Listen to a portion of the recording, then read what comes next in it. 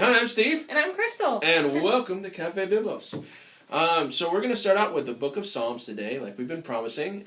We are going to start out with Psalm 1, but let's talk a little bit about the book of Psalms in general first. The Psalms is the psalm book of ancient Israel and also of the early church. And sometimes we still use it today, right? Yeah. In Hebrew, it was called the Tehillim, which means the word praises. Psalms is also used. Psalm also uses a bunch of different writing techniques and a bunch of different styles of poetry. It's also divided into 5 different books from the English translators. All right. Well, Psalm 1 immediately draws a line between 2 different types of people. You have the righteous and you have the unrighteous. And so it asks the question, why should I choose to be righteous in the first place? So let's take a look and see what it has to say about it. All right, I will be reading from the English Standard Version, so feel free to follow along in your own home. Verse 1, Blessed is the man who walks not in the counsel of the wicked, nor stands in the way of sinners, nor sits in the seat of scoffers. But his delight is in the law of the Lord, and on his law he meditates day and night. He is like a tree planted by streams of water, that yields its fruit in its season, and its leaf does not wither. In all that he does he prospers. The wicked are not so, but are like chaff that the wind drives away. Therefore the wicked will not stand in the judgment, nor sinners in the congregation of the righteous. For the Lord knows the way of the righteous, but the way of the wicked will perish. All right, so wow, that's pretty good. There are a few key terms that we're going to look at here, first of all, just 3 of them, nothing major. So we're going to start out with the word blessed, because that's like the first word in the song, right? Oh, yeah. The word blessed here, but not everywhere, but in this case it means, it comes from a verb actually that means to go straight, like to go straight down a path.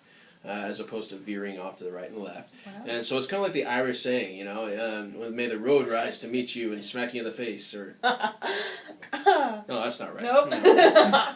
Okay. But it basically means that if you do righteous things, if you do things right, then things will go well for you. Oh, wow, yeah. There's also a word in here that you might not be familiar with called Torah. It's usually translated as the law.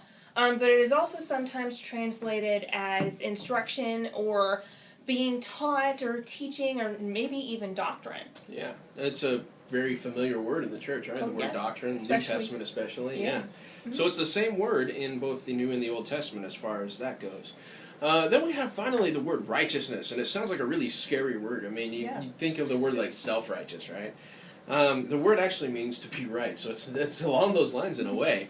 Righteousness is a key theme in the Old Testament.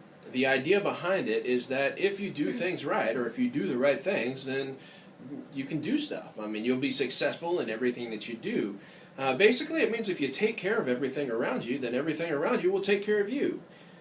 So, yeah, that's righteousness. Wow. And I guess that wraps up Psalm 1 then, doesn't it? I guess so, yeah. That's pretty good, isn't it? So, to kind of wrap up, we thought we'd throw some questions out there for you.